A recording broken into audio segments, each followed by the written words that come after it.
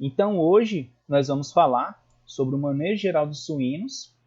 E aí, para começar, o que é o manejo? E o manejo, pessoal, vamos entender que são uma série de ações. Então é muito importante essa parte do manejo, porque vocês vão ver que é a prática de vários conceitos. Então, toda vez que a gente fala em manejo, você está trabalhando com um conjunto de ações e que esse conjunto de ações ele é utilizado, ele é determinado para realizar uma atividade, e aí aqui no caso da suinocultura, uma atividade desse sistema de criação. Um ponto interessante dessas ações, desse conjunto de ações, é que elas são ações sistematizadas. O que quer dizer isso? São ações organizadas. Vocês têm que traçar planos, têm que traçar métodos que façam com que essa ação ela ocorra de uma forma bem efetiva.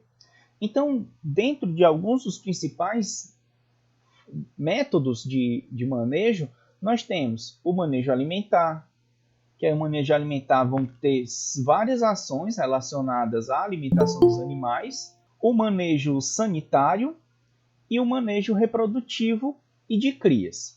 Então, são esses assim dos principais manejos que a gente tem para a produção de suínos. Vamos falar, né, de manejo alimentar, manejo sanitário e o manejo reprodutivo e manejo de crias.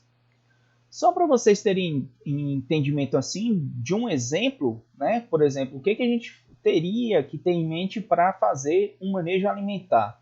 E vocês vão ver que é uma série de questões, como por exemplo, a aquisição do alimento, onde eu vou conseguir o alimento para fornecer para os animais. Eu vou ter que comprar. Se eu for comprar, eu tenho que saber qual é a época em que o preço é mais barato, é mais viável fazer essa compra. O fornecedor me cede crédito para eu poder fazer isso em determinada época que eu não tenha recurso disponível. Eu tenho que saber para aquisição de alimento com relação à compra todos esses critérios. Eu vou cultivar, por exemplo, eu vou plantar milho, eu vou plantar soja, eu vou plantar sorgo, os alimentos que vão servir para a alimentação dos suínos. É outro ponto. Se eu for cultivar, qual a minha expectativa de produção? Quanto que eu espero produzir e aquela quantidade vai ser suficiente para atender o meu rebanho?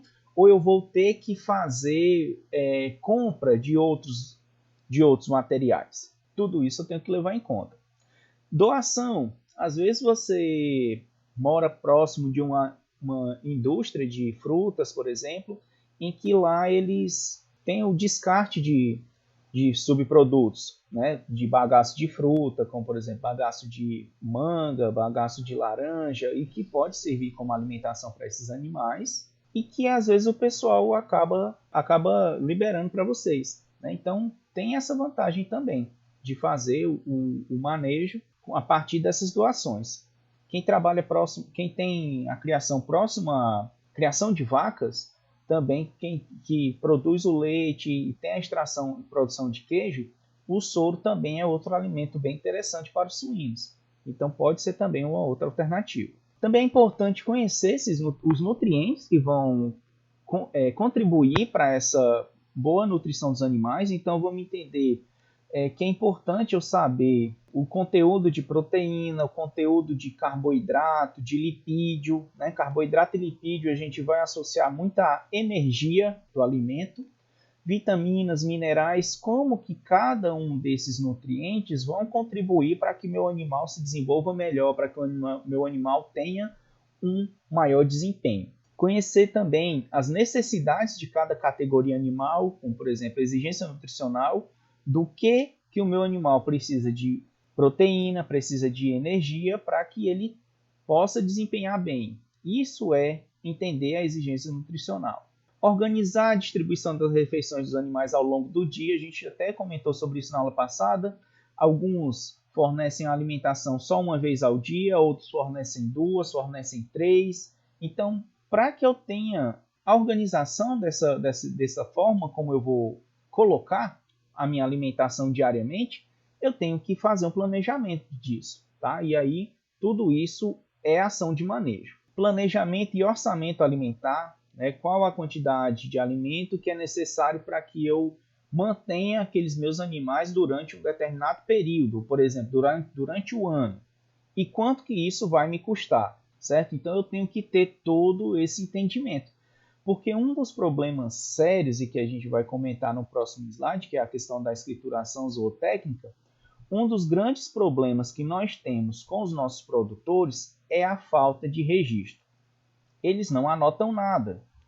E aí, a partir do instante em que ele não anota nada, ele não tem a percepção de se está tendo lucro ou se está tendo prejuízo na atividade deles. Às vezes a pessoa vende um animal, sei lá, por R$300.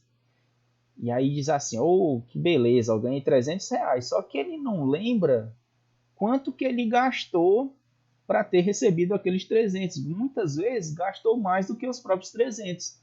E aí, ao invés de estar sendo uma vantagem a criação, a pessoa está tendo prejuízo. Só que, se você não anotar, não tem como observar esse fator. Então, com relação à escrituração zootécnica, é muito do que a gente já comentou em aulas passadas. É uma ferramenta importantíssima para que eu possa organizar o meu sistema de produção. Como é que eu posso fazer isso? Eu vou usar um caderno, eu vou usar um celular, vou usar um computador. Não interessa. Por que eu estou dizendo que não interessa? Porque o que está aqui como mais válido não é necessariamente o tipo de tecnologia que você está utilizando, porque a tecnologia é você anotar. Então, se você anota num papel, se você anota num computador, se você anota num celular, isso vai ser de acordo com a tua disponibilidade, vai ser de acordo com a viabilidade de recursos que você tem. O importante é anotar. Esses registros vão servir para eu fazer anotações dos animais, vai ajudar a identificar a ocorrência de doenças, por exemplo, se por algum período uma matriz apresentou uma determinada doença, eu faço o registro. Se depois ela apresenta a mesma doença, a gente já começa a se perguntar, nossa, mas está apresentando o mesmo problema? Até que chega um ponto em que se torna crônico.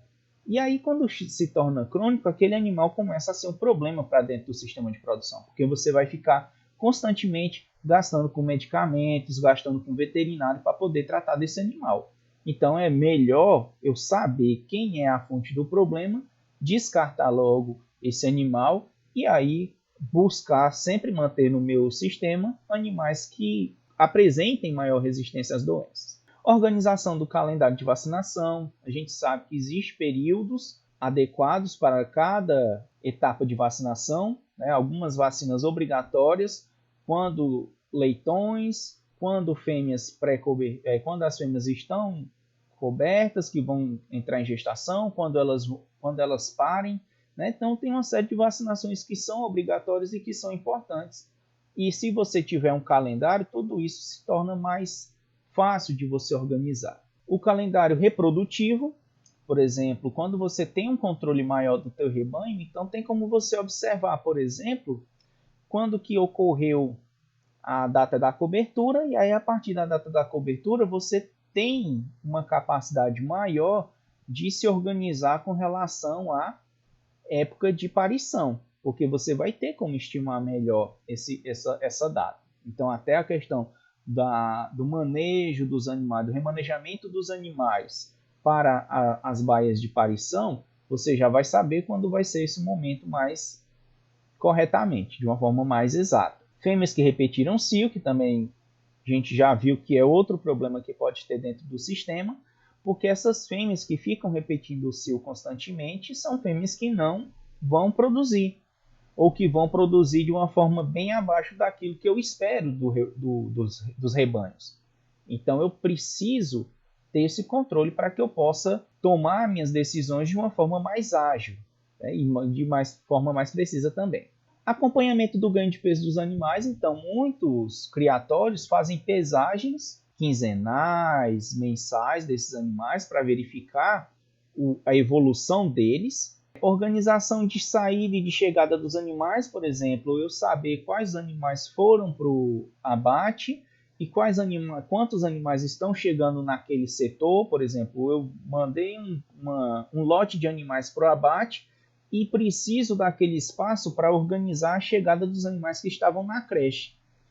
E assim vai para os outros setores também. As fêmeas que estão na maternidade, que vão para a sala de parição, as fêmeas que estão em lactação, que vão voltar para as baias de cobertura. Então, tudo isso eu tenho que ter um controle através de anotações. Fica bem mais fácil. E também anotar os custos, né? Quanto que eu estou gastando dentro do sistema e quanto que eu estou recebendo dele também. E isso vai me ajudar no controle financeiro.